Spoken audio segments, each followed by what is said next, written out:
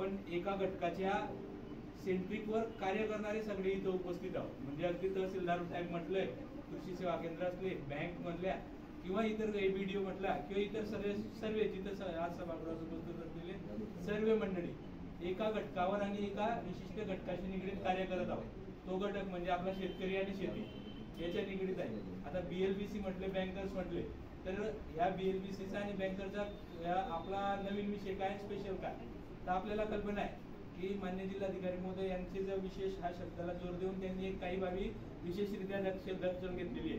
ती बाब म्हणजे आपले जे आता KCC होल्डर आहे, आपल्याला सगळ्यांना बँकर्सना माहिती आहे की प्रायव्हेट में जो सुझाव दिया है उसके बारे में क्या है? आज का बैठक जो था वो स्पेशल BLBC बोल के था और स्पेशली उसको हमने एग्रीकल्चर के लिए कवर किया है।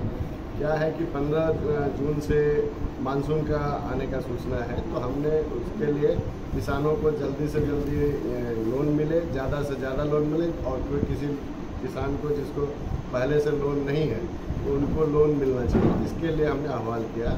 और साथ में हमने स्केल ऑफ फाइनेंस जो नया इस साल का है उसको ज़्यादा से ज़्यादा लोगों को उसकी जानकारी मिले, इसलिए इसको ज़्यादा से ज़्यादा लोन मिले, इसको इंश्योर करने के लिए मीटिंग करेंगे।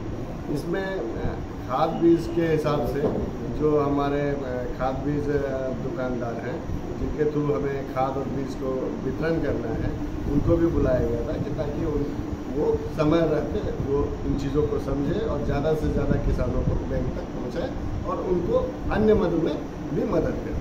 ओके, आज आढावा बैठक घेण्यात आली. या बैठकीमध्ये आपण काय मार्गदर्शन?